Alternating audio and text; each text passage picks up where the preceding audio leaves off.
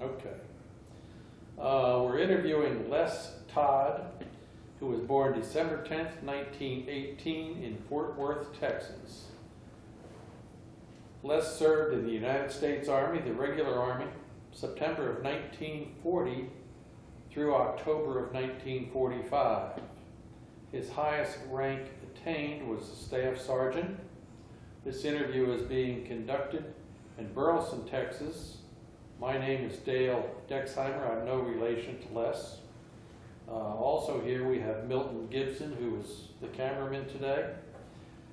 This interview is being conducted for the Veterans History Project for the Library of Congress and also for Operation Remember for the city of Burleson, Texas. And with that little intro, Les, we'll let you tell your story of your time in the Army when you started in 1940 or before that, whenever you want to start, sir. Okay. In 1940, it was at the tail end of the Depression. I had a good job that wasn't very good. I was making $5 a week, working 72 hours. And my buddy that I ran around with didn't have a job at all.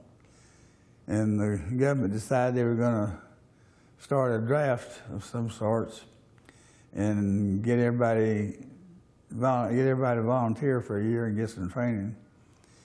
So we decided that our situation called for just going ahead and getting it over with. So we went down and enlisted. And we were sent to San Antonio, Brooks Field. And at Brooks Field, they had this cots lined up out in a hangar. There wasn't no barracks or anything. This was all kind of new stuff.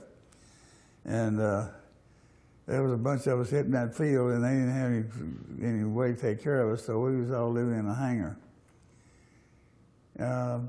Right after high school, my aunt had sent me to business college for about 6 months, and I learned shorthand and typing. So some officer came into the hangar one day and said, "Can anybody type?" Well, then really, that was supposed to be a no-no. You weren't supposed to admit you could do anything. I mean, volunteer. But I was dumb. So I said, "Hey, I know shorthand and typing." And I wound up in headquarters typing the Daily Bulletin for the air base. And so it gave me a kind of a step up ahead of the other guys to start with. I was real lucky, very lucky. But anyway, was only there for about 9 months. And next June or July, there was a bunch of us got sent to a mechanic school in Chicago, and another bunch of us got sent to the desert out by Las Vegas to help build that airfield and the gunnery school. And I got sent to Las Vegas to gunnery school. After we got the field built, they picked different groups, 3 or 4 of us at an area, and they sent some of them to B-17 bomber factory, some to B-26 bomber factory.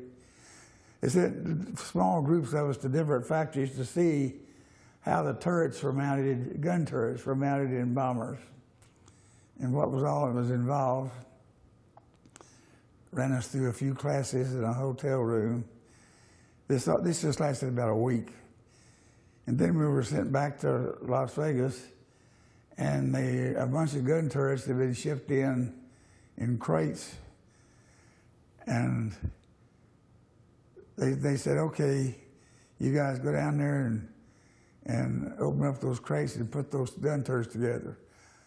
Well, the nearest we'd been to a gun turret was set in a seat off about 100 feet from a bomber plant, and see a turret dropped in with a crane. That's the only thing we saw about a gun turret being built or being mounted. So there's a young fellow that was born in Pennsylvania, was assigned to me as an assistant to go down there and help put turrets together. And it took us 3 weeks to put the first turret together and mount it in a trailer where we could use it as a training apparatus. And after a few weeks, we could put one together in 45 minutes. We had gotten educated. And in this gunnery school,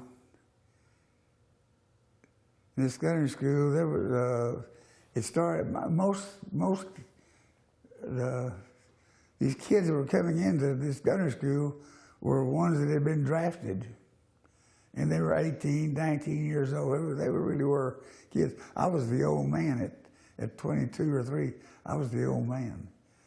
But anyway, our method of training, most people shooting guns out anywhere or shooting, they hone in on a still target and aim their gun real close still and shoot. Well, we were going to be teaching them the training to shoot at moving targets. You were moving up to 100 miles an hour, the target moving up to 100 miles an hour. It was a completely different situation. We started out to get them in this mood, this mode to move with their target.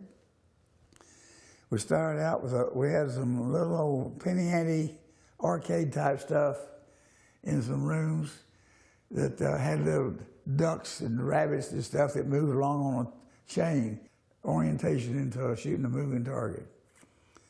And that gravitated into some other situations. Then we wound up building some skeet traps, and skeet targets out in the desert, and we'd put them in the back of a pickup going down a road with these skeet traps, and that would have them moving, and they had a shotgun, and then as they'd go by with these skeet traps, they'd fire one of these clay pigeons out, and he was in a moving target shooting at a moving target. And we wound up in,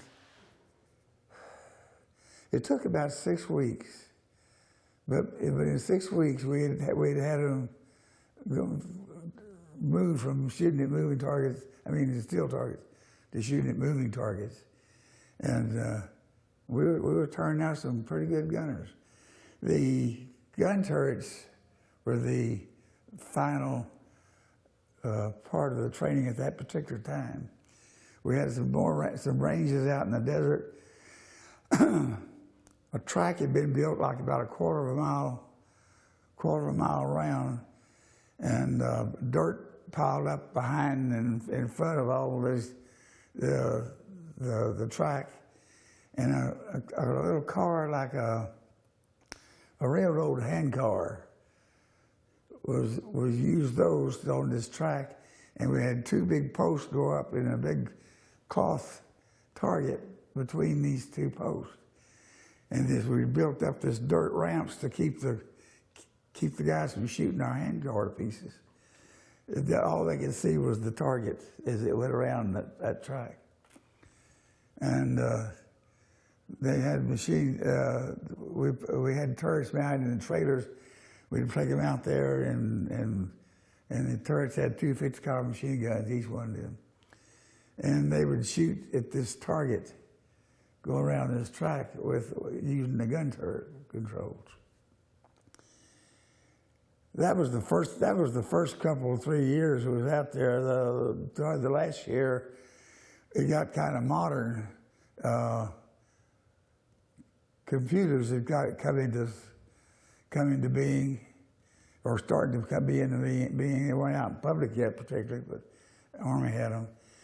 And they wound up putting these computers on gun sights in these turrets.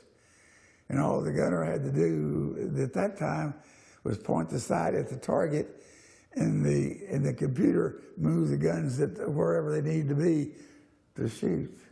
We got pretty fancy there toward the end of the war. Also, at the end of the war, there had been 3D motion pictures had come into being over in Hollywood. And they built, we had 4 buildings built. It had 2 training situations in each one. And they would make film. They would make somewhere. They made film of attacking planes on movies. And these films were in 3D, and the buildings had built had a screen that would reach about 50 feet across, and it was an elliptical shape, like your eye. And when you were sitting up in a gun target position, looking at the screen, all you could see was screen. And when they turned the film on attacking planes, all you were seeing was sky and attacking planes. And they would, an instructor would sit at a console table, and he'd have a student on each side shooting, aiming at this plane. And he had the paraphernalia up here where he could see where they were missing. If they were missing, they're hitting counters. And also he could turn a light on their gun position and see on the screen where they were aiming, and could correct them, could correct their way they were targeting the plane. I say this was all at the end of the war. We didn't start to get, we went from real down to earth penny arcade to real fancy stuff there toward the end of the war. And a bunch of us instructors got sick of it after about 4 years of it. We got sick of it. I'd gone deaf out on the range listening to machine guns. And there's a bunch of us started bitching and complaining, and they finally said, well, okay, we'll let you go. We'll let you go to Europe and be a gunner. And then they sent about 50 of us to North Carolina to a jumping off point, shipping out point. And just after we got there, into the war came. They put us on a bus and sent us back to Las Vegas, where we were. And of course, pretty soon after that, I retired, and they sent me to Wichita Falls to be mustered out and then back home. And that's about it. I did have a lot of fun in Las Vegas. There was a bunch of us. I was student of the Depression and saved my money and had a little money, and I wound up when I was in there at the field with an old Chevrolet and an old Buick. And I'd rent the Buick to officers and the Chevrolet to non-commissioned officers and privates so they could go to town at Las Vegas at night and hoop it up. So money-wise, I was doing pretty well. It wasn't too bad.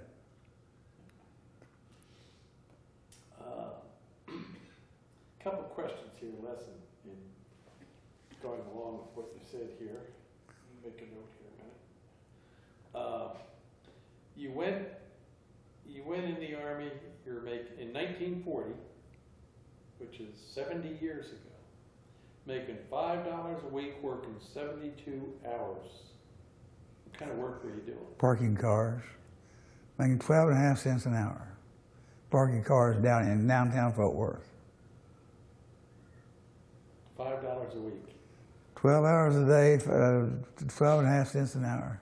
What could you do with $5 a week? Did they tax it less? I bought a car. You bought a car? I bought a car. On $5 a week. What'd you buy? The payment was $5 a month, and I had $20 a month, so I was in good shape. What'd you buy? It's a 32 Chevrolet. The 32 Chevrolet with the rumble seat. It was a coupe. My first car was a 1928 Oakland. Had wooden rim, had wooden wheel spokes.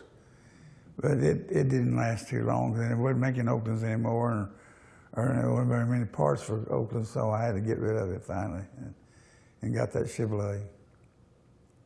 You were the cat's meow in that Chevrolet, weren't you? Oh, yeah.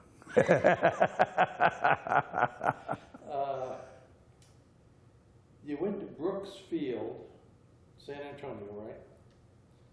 and they put you all in a hangar, just cots in a hangar. Just lined up cots. Just lined up cots in row after row after row. Did they have showers?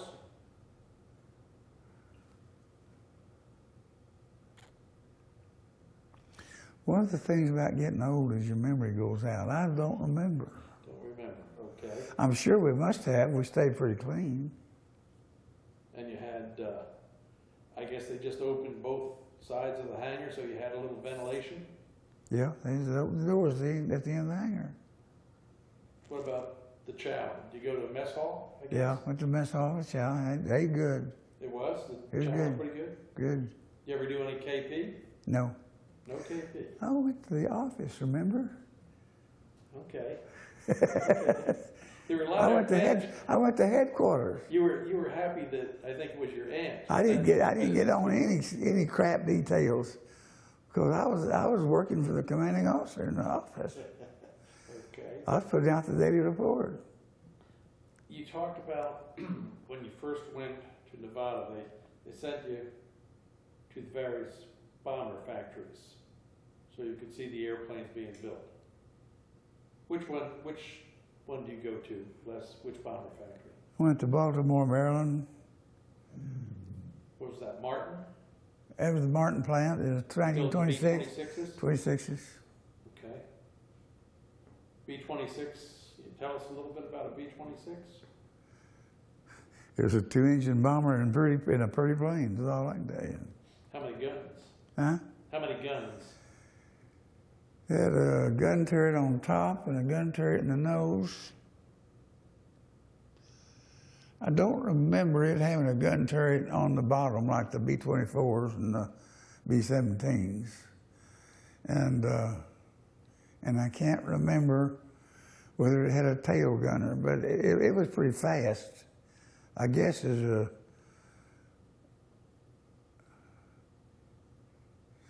I don't remember for sure. It was pretty fast. A fighter had a hard time getting in on it. Like they could fight. Fighters could come in and shoot 17s and 24s because they were slow, and they had to have more defense. But and I'll tell you the truth, I don't remember how many turrets are on the 26, but it wasn't as many as on the B-17. The top turret and the guns in the front. Guns, Twin no. 50s? 50s.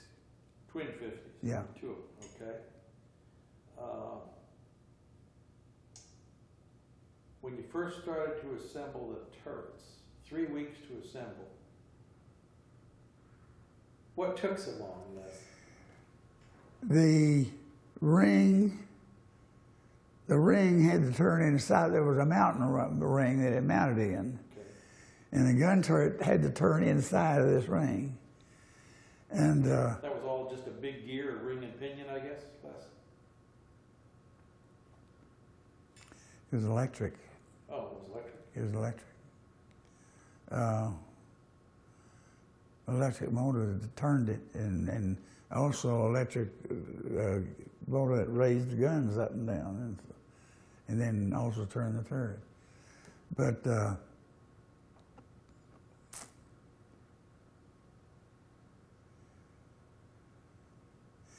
what our problem was finding some mounting screws that would let the thing turn and not interfere with it turning. As I say, that's a long time ago, and my memory's bad. But I remember we had we wound up getting some screws that were too long, and then cutting them off and sharpening. We actually manufactured the screw that we needed to mount that ring and let it turn without interference. We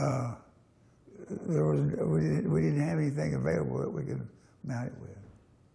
I get the impression. But after we mounted that first one, we had down what we needed to do. We could knock them out. I get the impression that when you first went out there, first started this school, the Army didn't have much in the way of instruction on what you were supposed to do. You did a lot of things on your own. We did a lot of things off the top of our head. a lot of things. Do you think that was pretty much true throughout the whole Army when the war started? We dreamed up that road and all those clay pigeon deals. We dreamed that up while we were working with the little miniature stuff. But I say, the gunnery school, when it started out, it was pretty basic and amateurish. And as the war went on and we got more experience, and more stuff was developed, it got down, as I tell you, pretty scientific there toward the end. A gunner didn't really have to be all that good just to put the sight on the plane and let the computer do the work of figuring out where to shoot. This school, what you were involved in, Les, was all pretty much 50 caliber machine guns, air-cooled, right? A little bit about those guns.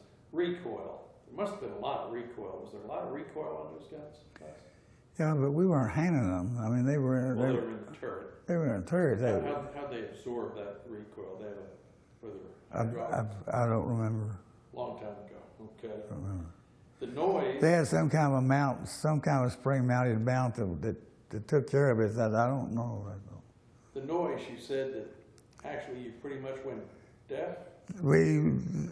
All of us had trouble on hearing because we didn't have any earmuffs, no earplugs, no nothing like that, no kind of preventative like that. And as the war went on, toward the end of the war, did they give instructors ear protection then, lesser? Not that I remember. No? Okay. When I left the gunnery, we still weren't using anything to protect the ears.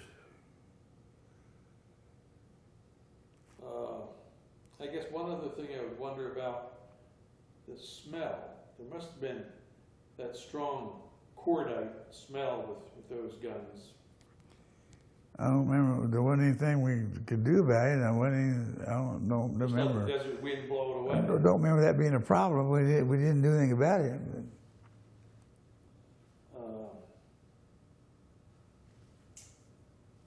When you got fancy and you got this big screen, elliptical and all that, attacking planes, the guy that was running this, they had Japanese planes that were attacking? No, it was our own planes.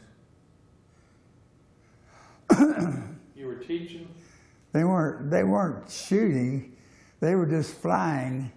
I mean, they were just getting letting the gunner get the idea of the moving target. The relative motion. Yeah, it wasn't a battle or a simulated battle or anything like that. Okay. It was just giving them the actual experience of an attacking plane and what the difference in speed was. Okay. Were you married when you were in, Les? Got married after the war. Okay. Now, you already mentioned you were moonlighting with that old Chevy and that Buick, renting those cars out. I'd hitchhike to town. I'd rent the 2 cars out, and then I'd get out the gate and hitchhike to town. How much money did a staff sergeant make in 1945? Let's see, you had 5 years. You were in 5 years as a staff sergeant. How much money were you making? I don't know. I $70 forgot. a month? Huh? $70 a month? I've forgotten. I have no memory of how much money I was making. But you could have a good time. I know. When I was at Brooks Field, we were getting $21 a month. 21. But what happened after that? The sequence of events. My memory's just not that good. You could have a good time on whatever you were getting paid, though. I got it around pretty good. Learned to gamble. I made a friend of a guy up in North Las Vegas that had a whole bunch of slot machines. And I'd run his route with him every once in a while. And he'd come to the machine and open it up, and it wouldn't be much money. He'd say, "Oh hell, this thing's paying off too darn much." And he'd get his screwdriver out and start adjusting screws all over the back of that thing. He'd make sure it didn't pay off that much again. So I learned about the odds And also in the big casinos where there was crap tables, I found out that there was the guy sitting at the end of the crap table was watching to be sure that the two guys running the table weren't pocketing any money. And then up above was a mirror in the ceiling, and the guy was looking down to be sure that this guy wasn't letting them do anything. They guarded each other. I mean, they were suspicious of each other. Did you use, after you got out, Les, what did you do after you got out? I got out and started looking for a job, and oddly enough, there wasn't anybody looking for a machine gun instructor. Mm-hmm. And my aunt had some stock in Texas Electric, and she said, well, go down there and get a job and look after this company my stock's in. So I went to Texas Electric, the electric utility, and got a job reading meters. And then after a year or so reading meters, the man running the meter department, the son was up in the accounting department, and he told his son that the other guy down there that didn't make mistakes, was always there, was very dependable. And so the guy up in the accounting department, his son, transferred me up there. And there I did work of transferring where people moved from one place to another. I'd take them off one book and put them on another book and tend to records like that. And then one of the ladies I was working with up at the accounting department, her husband ran outside customer service down the stairs where people came in and applied for service and paid bills and what have you. There was 2 or 3 customer service desks over there to answer people's questions, do things. And her husband was over that department down there, and she told him that how good I was up there and how meticulous I was with the records. So he transferred me down there to his department. And then the outside customer service guy found out that I was doing a good job there and transferred me to outside, and I was the representative for the Arlington Heights area. Then I got transferred to the south side area because it was growing. And then I got transferred to the rural department and was made the manager over half the county outside the city limits of Fort Worth. The territory was Forest Hill, Airman, Burleson, Crowley, Edgecliff, Aledo, and Benbrook. I was supposed to keep everything running smooth in that area. So then I got married and decided that I better live in the middle of my territory, which was Burleson. So if I got called at night, which I did, I wouldn't have so far to go each way. And been in Burleson ever since. Helped the company. I helped start the Chamber of Commerce out of the Lions Club. And I helped start Meals on Wheels in Johnson County. But all these different things, I was on the Johnson County Child Welfare Board for about 30 years. But those things I did not because I was a good guy. The company, I was public relations for Texas Electric.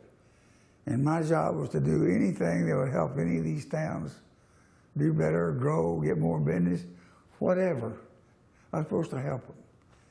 So, was there anything particular in the service that at Brooks Field when you went to work doing the typing and what have you, any of that help you when you went to work for Texas Electric?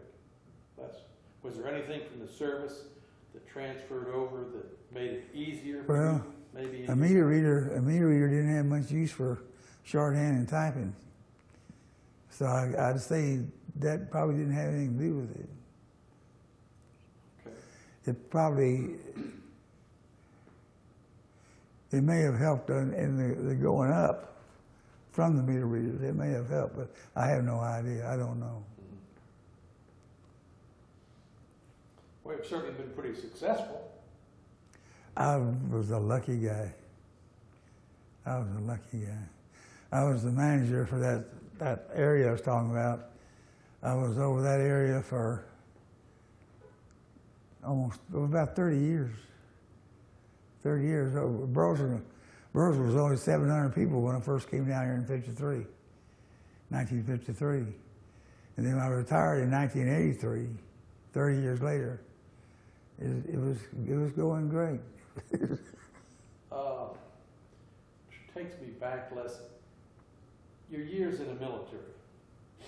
Was there any one person, any two people? Were there some people that you remember after all those years as being guys that helped you out?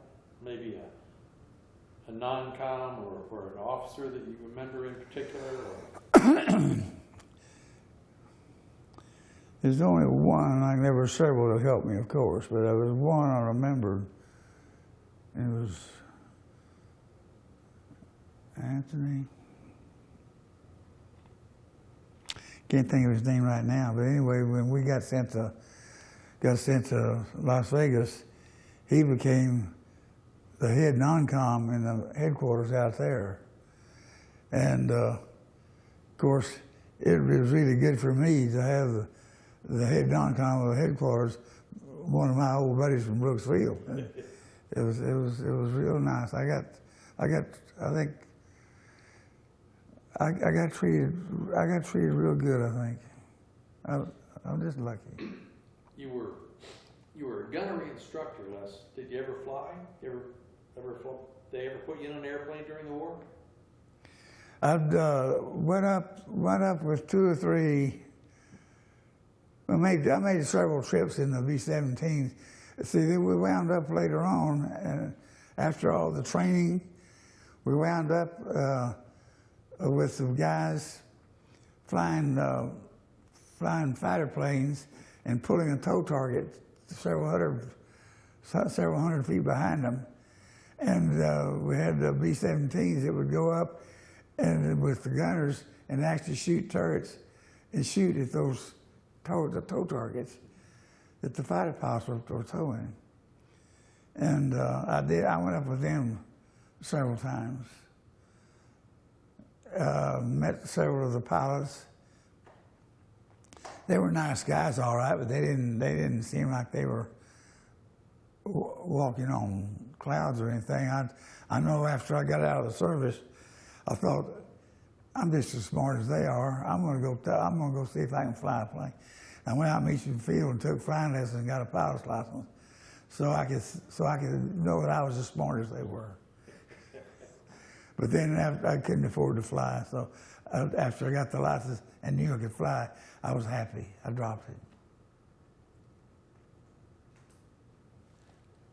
Well, Les, I think good interview, sir. Well, I hope I haven't blown and talked too much. No, you haven't talked too much. I think the problem, if I'd been interviewed about 40 years ago, I could have been a whole lot more informative. But I'm coming up on 92, and my memory is just really shot. It's bad. Have to go to Italy and drink some of the water over there,